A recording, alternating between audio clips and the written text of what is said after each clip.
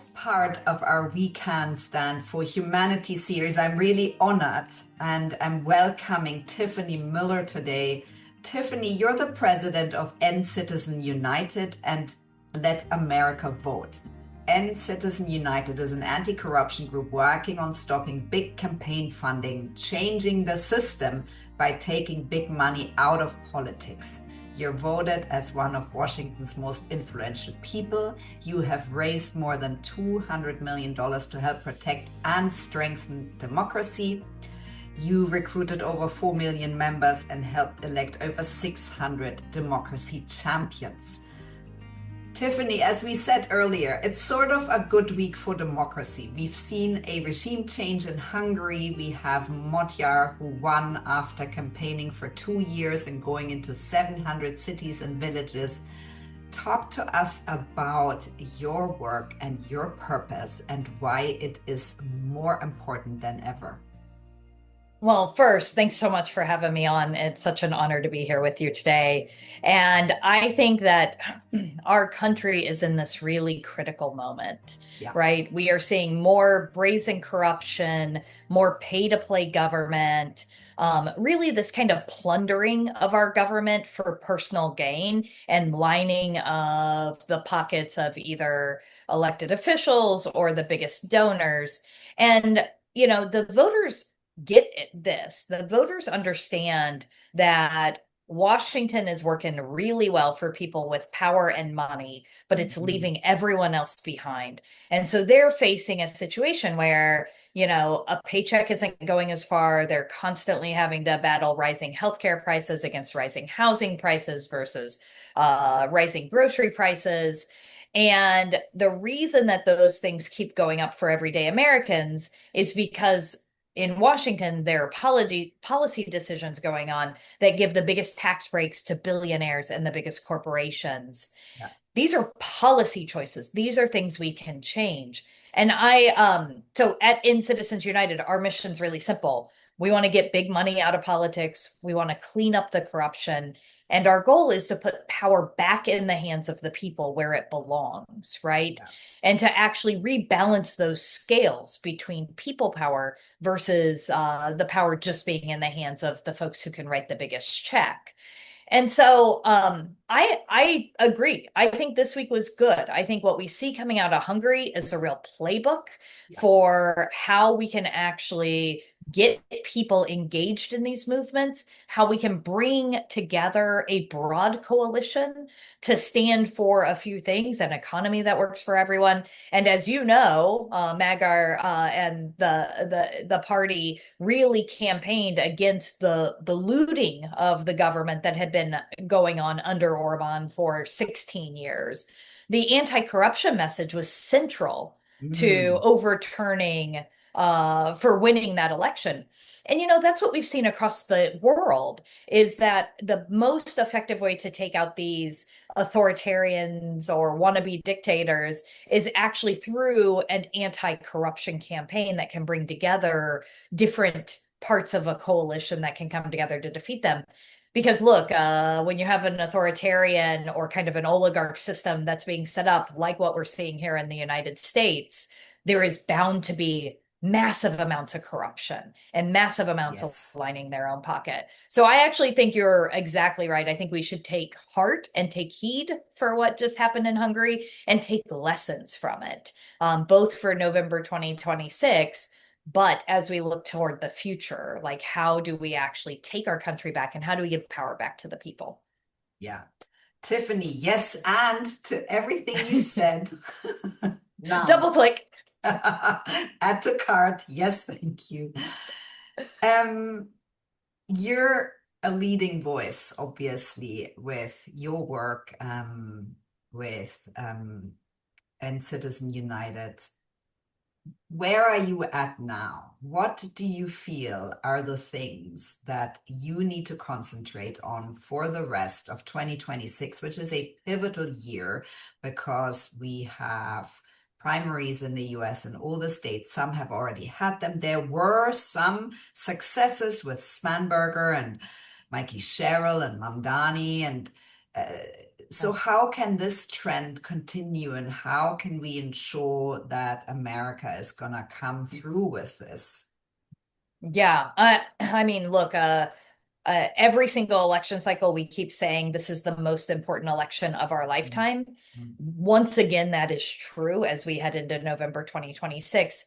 And it's because we're seeing the cost of the stakes if we don't Yeah, put a check on this administration, right? yeah, We are seeing the harms that are being caused to people every single day, from human rights abuses to instability across the globe, to obviously rising prices, to the brazen corruption.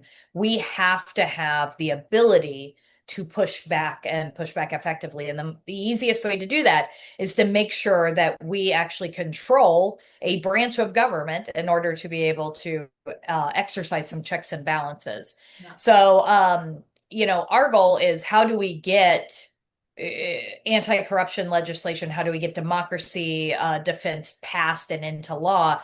And the way we do that is we have to have the right people in office. Mm. So we're really excited in 2026. I will tell you that the kind of anti-corruption message is at the center of so many candidates' messaging.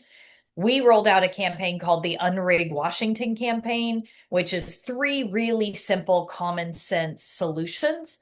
It is ban stock trading by members of Congress. Because Mm. look, if you're a public servant, you shouldn't be personally profiting off of the inside information you have because of your job, right? We Correct. need to restore faith and trust. So ban stock trading. Number two, don't take corporate PAC money. These big corporations, they already have a huge seat at the table. They have hundreds of lobbyists on Capitol Hill every given day. What we need is public servants who are fighting for the people and who know that they are only answerable to the people. So that's number two. And then number three is end the dark money. Right now, we are on track to have the most expensive midterm election that Yeah. we've ever seen in this country. It's projected to be around $5 billion, right?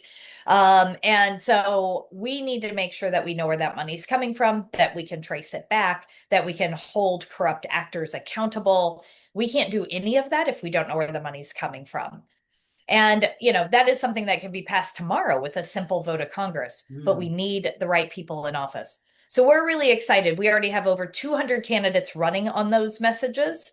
And we already see them winning their primary elections and moving it into the general election, where, frankly, we see voters who are sick of the corruption, who are sick of what's happening in Washington, who are sick of the gridlock and dysfunction. And so they just want change, and they want someone who's going to go fight for them. So I think we're going to have a really successful November 2026. I think we're going to be able to put the House back in the hands of Democrats, where they're going to be able to put a stop on this administration. I think there's a path on the Senate.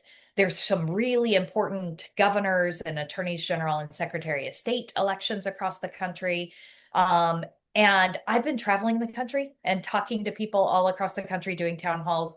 And I will tell you, people are fired up to figure out how they can help save our country. And that gives me hope. Every single day, that brings me hope, because there are so many people who love this country so much and want to see it live up to its values. Tiffany, so talk to us about this traveling up and down the country. You've just mentioned that people are excited, they know what's at stake, because the truth is the window is open now. It won't be open for,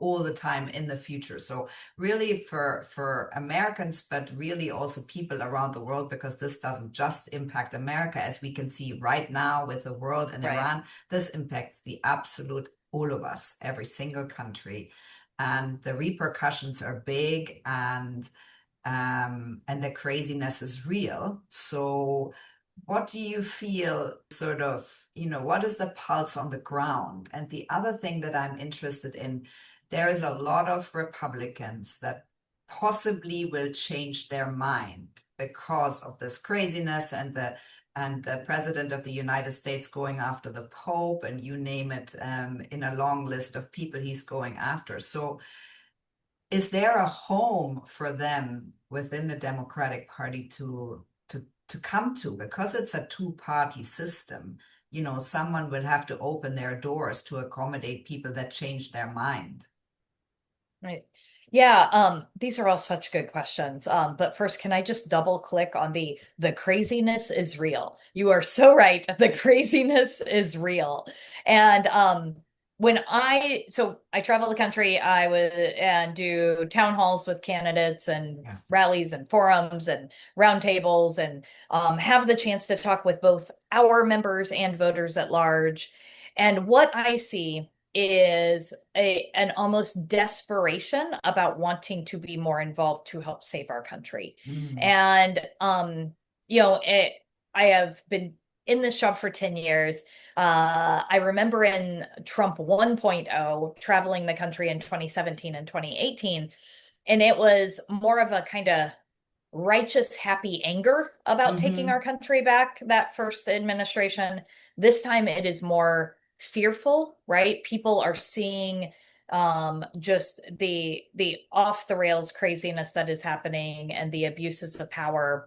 And they definitely feel more scared and more desperate, but they are just as committed, and are always showing up and asking, what more can I do? I'm making the phone calls, I'm knocking on doors, I'm talking to my friends and family. What more can I do? And I think that's incredible because that is what it's going to take for us to turn this around. So that's number What one. Number more two, can they do, Tiffany? What more well, can they do?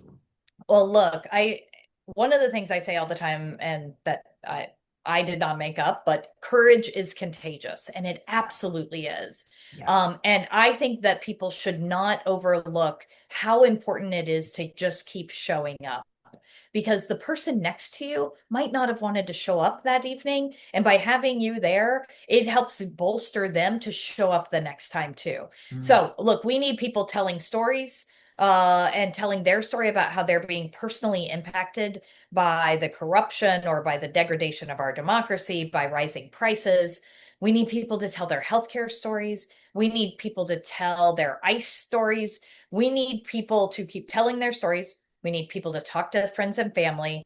We need everyone to make sure that they are registered to vote and that they have a plan to vote and that their friends and family and neighbors have a plan to vote. And then take it further. Go to a town hall, ask a question, hold your members accountable, go knock on doors, go make phone calls. It can be uncomfortable at first, but I will tell you, it's also a wonderful way to be able to be involved. And those face-to-face conversations make the biggest difference in all of these races. They are still the most compelling form of communication. So those are some of the things that we need folks to do.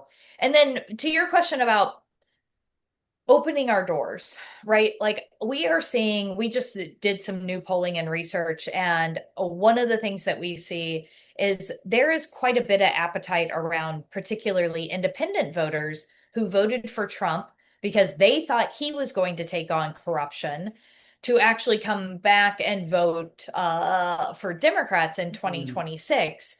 We have to make sure that we don't that we allow for that change, right? That we allow for them to have feel like they were duped or betrayed or whatever by Trump, Yeah. that we aren't judging them or being condescending to them. But what the Republican Party was supposed to stand for was, fiscal responsibility and kind Yeah. of government staying out of your business.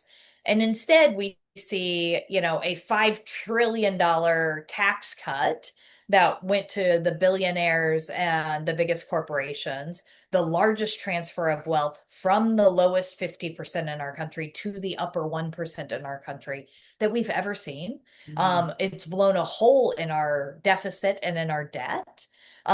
So the fiscal responsibility isn't there.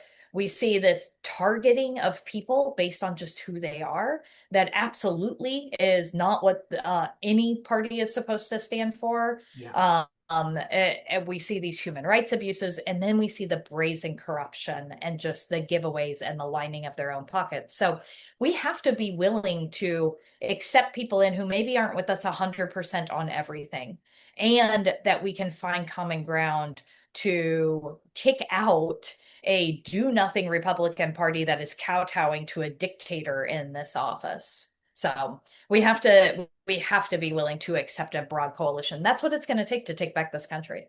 Yeah, I couldn't agree more, Tiffany. So I'm so happy you said that. Now, I've just listened to an MP in the UK, Liam Byrne, who wrote a book about why populism are winning and what we can do about it. And it's playbook populism, which is Yeah. playing out and on the big stage of America, but also in other parts of the world. And the rising corruption and the big money in the elections, that's all playbook. This is history. This is something that we should know, right? Because it's common knowledge. There's people and historians and people and politicians who have studied this, and they have sort of conducted so much research, and it's so clear.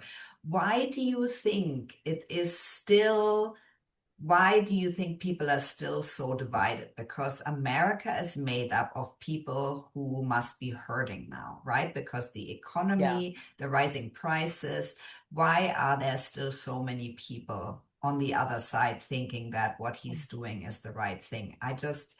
It's mind-boggling to me because it should be so straightforward. Yeah. It is mind-boggling. And I don't think that there's one simple answer, right? I really don't. I think people want there to be like one silver bullet. If we did this, then that puts everything back on track. I think actually, there are a lot of factors. And I think part of this is that we've actually seen our country moving toward the catering of the big money Yeah, for decades, right? decades. Yeah. And the consolidation of Mm, power and the mm, consolidation of big business, for decades, right? At yeah, least since the mid to late 90s. yeah.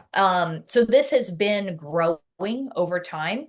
It is also not the first time in our country's history that we have faced this, right? We are at a point of income inequality that now exceeds the Gilded Age, but we have Mm, seen the concentration of wealth and power and the corruption that comes with that before in this country, including the Gilded Age. And it took decades to come out of that. And we had to do it through populism, through people coming together around movements. We had to break up monopolies. We had to empower labor unions. We had a whole progressive era strategy around constitutional amendments. We need kind of all of those tools in the toolbox again to be able to do this. But I will tell you, I also think so. We didn't get here overnight. We're not going to no. get out of it overnight. Yeah. And I think we have also seen the guardrails that used to keep things more in check break down over those Mm, decades. So mm, it used to be that the news, lots of folks would get their news from, the evening news at 5 and 6 and 10, and you'd have your local newspaper. And the again, the monopolizing and consolidation of news, along with the gutting of local news, has hurt the ability to deliver actual real analysis about what is happening in the country yeah. and to be able to be a fact check on that.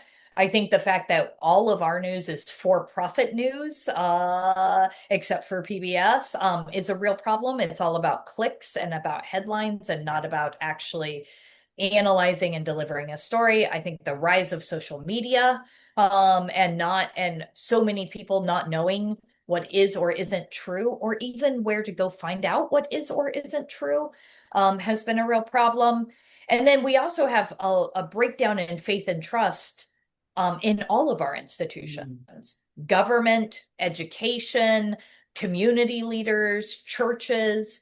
And there are lots of reasons for that, including the corruption and abuses we have seen within some of those institutions. So I think kind of all of that has been building over these last 3 decades. yeah. And that it has led to this moment where someone like Trump can come in, and Congress has been abdicating its power Mm, for decades, right? And so they are unwilling to stand up and be the kind of equal checks and balance that we need in this system. Um, our country's founders believed that there would be that people would feel more strongly about protecting the checks and balances within each of the three branches of government than they would about a political party, that they would be more kind of committed to that than they would be to a political party. And instead, what we have seen is because of the rise of money in politics and the rise of these dark money networks, is that actually they are more aligned to a political party than they are to their branch of government. And that's caused a real breakdown in our checks and balances as well. So we've got to shore up the guardrails of democracy. And there are lots of ways we can do it. There are lots of things we can do tomorrow with a simple vote in Congress if we had the right people in office. And for each and every one of us, like we have to, in these kind of long haul fights, we have to figure out, how do we keep engaging? How do we keep showing up? And how do we take care of ourselves? And how do we have moments where we rebuild and resource ourselves? And then that way we can come back and engage in the fight some more. Because it is not going to be a short-term fight. It's going to take us a long time to come out of this. Yeah. Everything you said, yes, and I'm 100% behind you and what you just said and what you just shared, Tiffany. Let's talk a little bit about you, Tiffany. How did you get to where you are today? When did this start, this passion for, for the greater good of your country? That's such a good question. I often say I have no idea how I ended up here, but actually, the the idea of fighting to make things better has been at the core of who I am for as long as I can remember. How that has played out in my life has looked different at different points in my life. I actually started work as a social worker and doing domestic violence and sexual assault work with survivors of violence. And to me, that was about both taking on this big societal problem about violence against women and children, while simultaneously trying to provide a voice to victims and survivors who often didn't have a voice in those systems, whether it was the healthcare system or the legal system, et cetera. That felt like a very natural place to be. I then moved from that into doing LGBTQ rights work at a time when our country was being once again using the LGBTQ community as a wedge issue in the early 2000s. And it was a time of just blatant homophobia. I had come out I lived in a rural area. I come out at the age of 17 at a time when people didn't do that. And so I started advocating for expanded anti-discrimination legislation where I was living, in order so people could just like go do their job or live in their house and not have to worry about being fired or being kicked out. And once again, that was about challenging who got to have power and who got to have voice in our system and who the law was going to protect. I then started doing just straight up political work. I was actually on the Topeka City Council as the first openly gay public official in the state of Kansas. And I started working for Governor Kathleen Sebelius, who is an incredible public servant, and understood that politics influenced policy, that who was in office mattered because that mattered to what they were going to fight for. All of that work led me to where I am today, right? Everything about the fight against money in our politics is about who gets to have power in our system.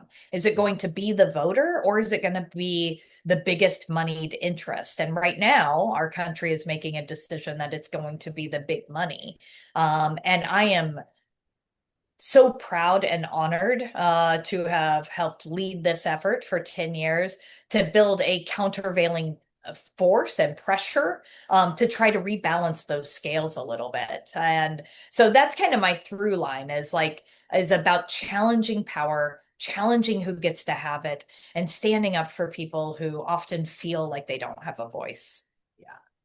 Tiffany, I want to honor you in your journey because it's such an important story and so inspiring how you got to where you are today. What will success look like for you, Tiffany? I mean, you are fighting for something that is such big systems change, because in order for us to, get over this phase of populism, we know we need to get money out of politics, and we Yeah. need to change the media landscape that is absolutely responsible as well for where we are today. And this is a known fact. And historians and researchers, they know this is what it's going to take, but it's really far from where we are today. So what Yeah. will success look like for you? Well, I think we've already seen a lot of success just through the building of a movement and being able to get so many champions elected who are ready to go fight and pass legislation that's going to reform the system. I mean, long term, we want to overturn Citizens United. That is going to take either a constitutional amendment or the Supreme Court reversing itself. Yeah, So we have to work on those that's a mountain that we have to climb, right? And we're going to work on those and build the movement required to be able to do those things and work on things like Supreme Court reform, while we are also fighting for things that can happen in a shorter time span, yeah. right? We can flip power in Congress. We can Mm, actually pass meaningful reforms that would make a key difference right now. Everything from protecting access to the ballot box, to stopping gerrymandering, to making sure that we have a functioning federal elections commission, and that we break down some of the biggest harms being caused by big money in politics, to disclosure and transparency, and making sure we can root out the money. That is all doable tomorrow with a vote in Congress, but we have to have those right people in office. And then we're also working at the state level. The states are the laboratories of our democracy. There's a lot of really amazing creative things going on across the states. And so those are big wins that we can have in the meantime as well. While again, we also just have to keep pulling people into this movement, right? yeah. It doesn't matter if you're Democrat, Independent, Republican. All of the voters think there is too much money in politics and that the system is catering to the big money and not to them. This is a unifying message that can actually bring people into the fight for our country. And I think that's really critically important. Yeah.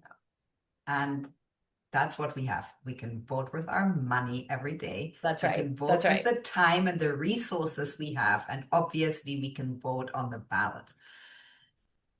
That's right. Tiffany, I am wondering, it's gonna take someone really incredible to be the next nominee to Mm. go against the Republicans.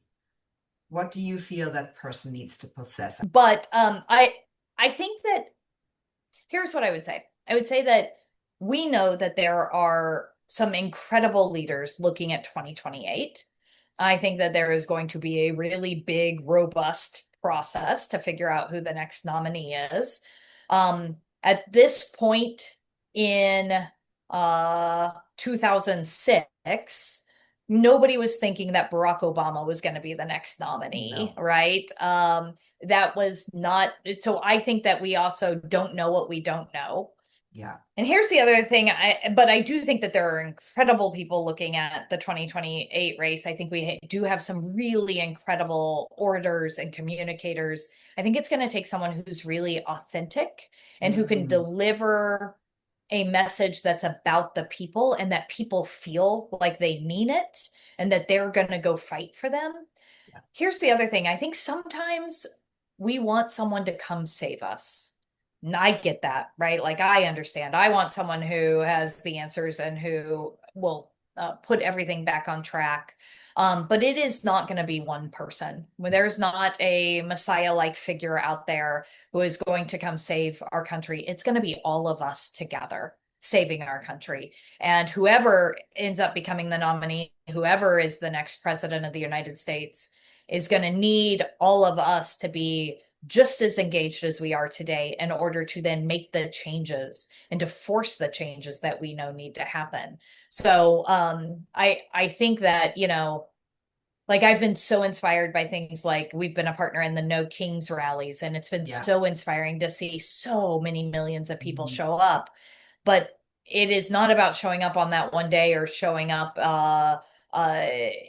in community with so many others. It is about then that ongoing fight day in and day out and making sure that we can keep bringing that level of energy.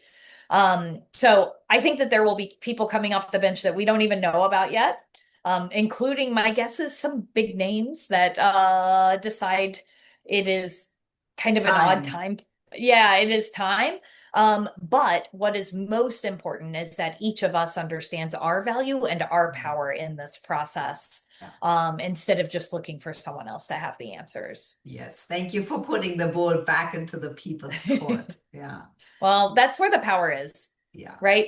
And we have to remember that. I think we have spent again decades taking power away from the people, and Yes. so it is going to be an ongoing education and struggle to give power back to the people. Definitely. Tiffany, so how do you keep yourself aligned and true to yourself in this, and showing up every day for such a big vision and such a big cause? Well, I mostly, my family really helps, right? And being able to take some time. I have a almost 10-year-old daughter who is just my joy, and so she helps keep me very centered and honestly very humble. She is not afraid to throw a good jab or two, right? And all she cares about is what I'm doing as her mom day in and day out. I take time to make sure that I am focused on the big issues and not just getting pulled off into lots of rabbit holes. I like to read, I like to garden, I keep active, right? Back to what I said earlier, like we all have to figure out what are those Yeah. things that really resource us and fill us up, and how do we bring that to this work? And then I have an incredible community of support, right? I have incredible friends, and people that are in my circle that fill up my cup when I need it, because some days this work is really, really hard. And Yeah. showing up and continuing to do this work after a decade of doing it is really hard sometimes. So I just feel incredibly lucky and blessed to have such a great community of support. Tiffany, what would you like our listeners to take away from your story? Well, that they have power, and that they are part of this fight, and that we need them to be part of this fight. And also, if you want to join in Citizens United, please go to incitizensunited.org. We have volunteer phone banks and postcarding programs and text banks going on every single day, and we'll keep you updated about the fight for our democracy and what they can do to um, continue to help push back against this authoritarianism that we're seeing. But most of all, I just want them to remember that they have power, and that it is so important that they are showing up in this fight in whatever way they can. Tiffany, I'm so grateful for you coming on WECAN, for sharing your story and insights. The work you do is so important. We're so grateful for everything that you are and do. And as you said it's lovely listeners. It's you're absolutely in the power to bring about change. Join and Citizen United, sign up, and we'll be very excited to see what else you will do and the important work you do in the future. Well, thank you so much for having me on. It was a great conversation, and thank you everyone who's listening.